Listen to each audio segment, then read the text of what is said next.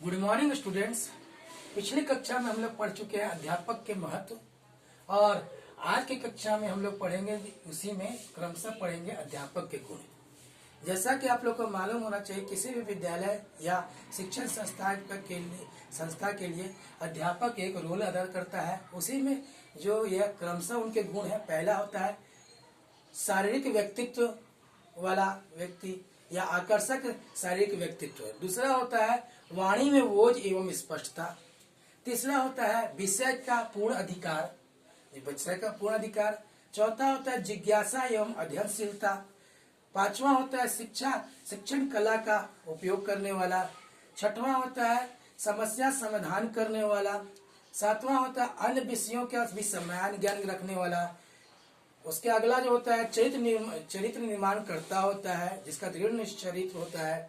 अगला होता है पेशे के प्रति वफादार होना चाहिए। अगला होता है जिसमें कह सकते हैं हम लोग निष्पक्ष होना चाहिए टीचर को। फिर समान व्यवहार सभी के प्रति रखना चाहिए। बुद्धि एवं मानसिक स्वास्थ्य उसका अच्छा होना चाहिए। पाठ्यक्रम सहभागी क्रियाओं को भी करने वाला चाहिए।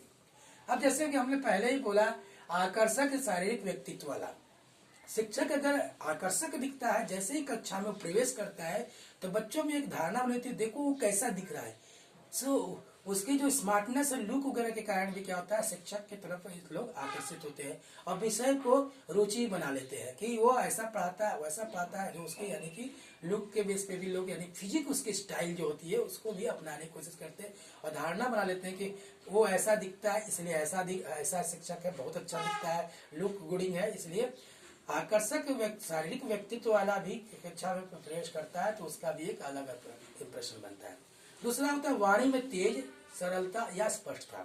शिक्षक कितना भी व्यक्तित्व उसका अच्छा हो, शारीरिक व्यक्तित्व अच्छा हो, लेकिन अगर उसकी वाणी जो है स्पष्ट नहीं होगी तो बच्चे को भाषा शैली कैसे समझ में आएगी। तो उस तरह इस कंडीशन में होने चाहिए, उसकी वाणी जो होनी चाहिए उसमें ओज भरा होना चाहिए और स्पष्ट होना चाहिए, जिसके कारण बच्चों को विषय का सही से जानकारी दे सके, जिसके कारण जो होगा वो सही से समझा सकेगा। इसलिए वाणी उसकी स्पष्ट होनी भी चाहिए। इसलिए दूसरा जो है हमारा, शिक्षक कितना भी अच्छा व्यक्तित्व वाला हो, लेकिन शारीरिक व्यक्तित्व वाला हो, लेकिन अगर उसकी वाणी में ओज नहीं है तो वो अधूरा माना जाता है। तीसरा होता है विषय पे पूर्ण अधिकार। किसी भी विषय को पढ़ाने जा रहा होगा कोई भी शिक्षक या कोई जाते हैं, अगर मान लीजिए उस विषय का सही से जानकारी नहीं होती है तो क्या होता है, अधूरा ज्ञान माना जाएगा और कहीं ना कहीं वो शिक्षण में क्या होता है, असफल होता है, पढ़ाने में क्या होता है, असफलता प्राप्त होती है। इसलिए ऐसा चाहिए जो विषय आप पढ़ाने जा रहे हैं उसका आपको उस विषय का पूर्ण अधिकार होना चाहिए, या पूर्ण उसको यानी सफलता पूर्वक पढ़ाने के लिए आप उसका जो विषय का ज्ञान होना चाहिए, सही से होना चाहिए। कह सकते हैं सब्जेक्टिव नॉलेज का कॉन्सेप्ट एकदम सही होना चाहिए, जिसके कारण आप बच्चों में जो पढ़ाने जाएंगे उसकी छाप अलग ही मिल जाएगा। ठीक है। अगला है जिज्ञासा एवं अध्ययनशीलता। अगर मान लीजिए किसी कारणवश आप वहां पे कुछ दिक्कत हो रहा है तो आप में एक जिज्ञासा होना चाहिए कि किसी भी तरह से उस समस्या का समाधान कर सके। इसलिए शिक्षक को दिन प्रतिदिन जिज्ञासु होना चाहिए, जो कि बच्चों के यानी जितनी भी प्रॉब्लम्स है, जिज्ञासाएं हैं, उनको खत्म करने के लिए। इसलिए उसको अध्ययनशील भी होना चाहिए। शिक्षक को हमेशा चाहिए कि वो नया नया चीज को अध्ययन करे, जिससे कि अपने कक्षा में उसका प्रयोग कर सके। इसके लिए शिक्षक को चाहिए जिज्ञासु और अध्ययनशील होना चाहिए। अगला चाहिए शिक्षण कला का ज्ञान। कई बार क्या होता है, कुछ बच्चे जो होते हैं सही से समझ नहीं पाते, उनको इस तरीके से समझ नहीं आता है, तो उनको अपने शिक्षण पद्धति को भी बदल देना चाहिए कि कैसे कौन सी शिक्षण पद्धति चलाएंगे कि बच्चों को सही से समझ में आएगा। जैसे मान लीजिए कोई विज्ञान का टॉपिक लेंगे तो उसमें हो सकता है प्रदर्शन करना पड़े, प्रयोग का इस्तेमाल करना पड़े, तो इसलिए शिक्षक को चाहिए ऐसी शिक्षण कला का व्यवस्था करना चाहिए जिससे बच्चों को सही से समझ में आए, और उनका तभी विषय परिपूर्ण होगा जब तक किसी बच्चे को समझ में नहीं आएगा। अगला होता है शिक्षक को होना चाहिए समस्या समाधान का एक कड़ी बन के रहना चाहिए। कोई भी बच्चे के पास कोई समस्या हो तो उसका स्पष्ट यानी उनके पास समाधान होना चाहिए, धैर्य के साथ उसको यानी क्लियर करने को चाहिए, और क्रियात्मक अनुसंधान वाला व्यक्तित्व होना चाहिए कि किस तरह से करेंगे तो उसको यानी कि बाद का भी रिजल्ट को क्लियर रखेगा कि अगर हम ये चीज कर रहे हैं, बच्चे के ऊपर जो समस्या है उसका हम समाधान करने का प्रयास कर रहे हैं, तो ऐसा ना हो कि समस्या और जटिल हो जाए। इसलिए शिक्षक को चाहिए कि समस्या समाधान करने का एक तरीका अपनाने के लिए धैर्य के। दूसरा चीज होता है अभी भी जो होता है अभिनय कला का।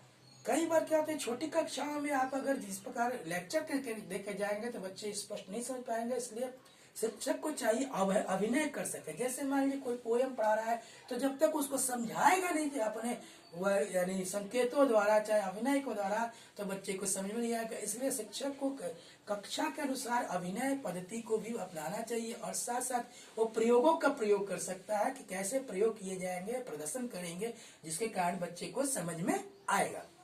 दूसरा चीज है, अन्य विषयों से हमको तुलना भी करना पड़ता है, या कह सकते हैं अन्य विषयों से हम लोग सामान्य ज्ञान भी रख सकते हैं। जैसे कई विषय क्या होता है किसी और विषय में भी इस्तेमाल होता है। जैसे तोला की बात करते हैं तो तोला वजन भी है और तोला कुछ और भी हो सकता है। कई चीजों के शब्दों का जो प्रयोग होता है कई विषयों में होता है। तो अगर दूसरे विषय से हम कोरिलेशन नहीं कर सकते तो एक ही विषय का ज्ञान अगर रहेगा तो कभी ऐसी समस्याएं भी हो सकती है कि अगर बच्चा चाहेगा कि उस विषय का नया कोई शब्द आ जाएगा तो कंफ्यूजन हो जाएगा। इसलिए हमें चाहिए कि अन्य विषयों से भी अपने ज्ञान को जोड़ा जा सके, जहां उसका उपयोग होता है उसको दिखाया जा सके। फिर दूसरा अगला होता है दृढ़ चरित्र और नैतिकता। अगर किसी शिक्षक का चरित्र गंदा है तो कितना भी अच्छा शिक्षक होगा उसको यानी कि वैल्यू नहीं मिलेगा। इसलिए अपने चरित्र का निर्माण सही करना चाहिए, ऐसा निर्माण करना चाहिए जिससे कि एक छाप बच्चों में रहे कि वो शिक्षक की जो है कितना भी गरीब हो, कितना भी नहीं हो, लेकिन ज्ञान के मामले में, अपने चरित्र के मामले में उसका कोई बेजोड़ टक्कर देने वाला कोई नहीं है। इसलिए कभी कभी कहते हैं ना, जैसे कि शिक्षक कैसा भी दिखता है लेकिन व्यक्तित्व और चरित्र उसका अगर सही है तो उसकी जो प्रति लोगों की भावना है वो काफी आकर्षक होती है। इसलिए आप अपने नैतिक मूल्य को बचा के रखते हैं। शिक्षक को अपने नैतिक मूल्य के साथ चलना चाहिए और पेशे के प्रति वफादार और स्वाभिमान होना चाहिए। शिक्षक अगर जो शिक्षक कला है, जो अपना पेशा जिसे पढ़ाने की कला है, अगर इसके प्रति वफादार नहीं है तो वह शिक्षक यानी एक तरह से जड़ के समान है, मतलब जानवर के समान है, क्योंकि वो सिर्फ खाना पूर्ति करता है। इसलिए शिक्षक को अपने पेशे के प्रति वफादार होना चाहिए, क्योंकि उसका पढ़ाना ही कार्य है, उसके अलावा कोई कार्य नहीं है। और अपने जो भी स्वाभिमान भी व्यक्त बना के रखना चाहिए। कहीं ऐसा ना हो कि अपने स्वाभिमान को देखे कि कहीं खो तो नहीं रहा है जो हम पढ़ा रहे हैं, उसके कारण हमारा स्वाभिमान कोई धूमिल तो नहीं ना हो रही है। इसलिए शिक्षक को चाहिए कि हमेशा अपने स्वाभिमान को बचाए रखना चाहिए। अगला होता है निष्पक्ष एवं जो निष्पक्षता की भावना होनी चाहिए। अगर हम किसी चीज को पढ़ाते हैं, किसी बच्चे को कुछ भी करते हैं, तो एक बच्चे से दूसरे बच्चे की तुलना तो कर सकते हैं, लेकिन उसमें भेदभाव नहीं सकते। तुलना तो नहीं करेंगे तो हम कैसे बता सकते हैं कि कौन कितना अच्छा है, कौन कितना सही रिजल्ट दे रहा है। और उसके लिए तुलनात्मक ज्ञान होना चाहिए, तुलनात्मक पद्धति होनी चाहिए। लेकिन हम लोग निष्पक्ष कोई भी चीजों को करेंगे, किसी की तरफ एकाग्रता या एकाग्र प्रेम नहीं दिखा सकते, कारण कि शिक्षक तो सामान्य दृष्टि से सभी को देखता है, शिक्षक सभी के लिए सामान्य होता है। इसलिए हमें चाहिए कि शिक्षक का जो होना चाहिए एकाग्रता सबके साथ है। फिर व्यवहार में एक रूपता होनी चाहिए और कुशलता होनी चाहिए। शिक्षक का व्यवहार एकदम अच्छा होना चाहिए, ऐसा व्यवहार होना चाहिए जिसके कारण शिक्षक जो है लोगों के बीच में कैसे छाप छोड़ सके, जिसके कारण बच्चों को लगे कि उसका व्यवहार कुशल है या अनुशासन है, जिसके कारण अनुशासनशीलता के कारण वो अलग छाप रहेगा टीचरों के बच्चों के बीच में, शिक्षकों के बीच में। इसलिए अध्यापक के एक गुण में आ जाता है आपका व्यवहार।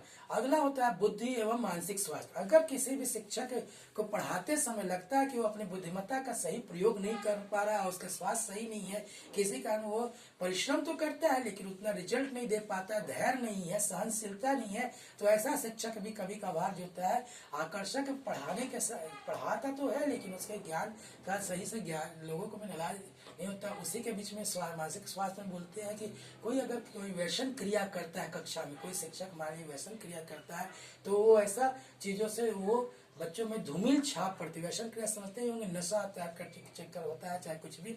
अगला होता है पाठ्यक्रम के सहभागी क्रियाओं में टीचर को चाहिए कि अपने पाठ्य को काफी रोचक करने के लिए कुछ एक्टिविटी और प्रयोगों का प्रयोग करे, जिससे के कारण वो कक्षा को काफी रोचक बना सके। इसके अलावा भी बहुत सारे गुण होते हैं, जैसा दूरदर्शी होना चाहिए उसको, यानी आगे का चीज को जानना चाहिए। उसमें कुछ अच्छाइयाँ ऐसी है, सरल सहज विनम्र होना चाहिए, कार्य के प्रति ईमानदार होना चाहिए। दूसरा चीज को चाटुकारता वैसा व्यवस्था नहीं होनी चाहिए। चापलूस शिक्षक को नहीं होना चाहिए, किसी बच्चे के प्रति अलग से यानी न रहे कि उससे हमको इतना इंटरेस्ट मिले, इसके लिए उसको ऐसा देखा जाए चाहे वैसा देखा जाए। इसलिए जो मेन गुण थे, जो भी यानी महत्वपूर्ण गुण थे, वो आपको बताए दिए कि शिक्षक को अपने विषय के प्रति पहला चीज तो ज्ञान के प्रति उसका जो विषय का ज्ञान होना चाहिए स्पष्ट होना चाहिए और सरल होना चाहिए, भाषा मृदु मधुर होनी चाहिए। मधुर भाषी होगा तो लोगों के बीच में आकर्षक का वो खुद ही पात्र बन जाएगा, इसलिए उतना नहीं सोचने का है। इसलिए अध्यापक के यही गुण है। और अगली कक्षा में हम लोग पढ़ेंगे अध्यापक के जो इस समय भारत में स्थितियां हैं, कैसी स्थिति चल रही है और उसके सुधार के उपाय देखेंगे। धन्यवाद।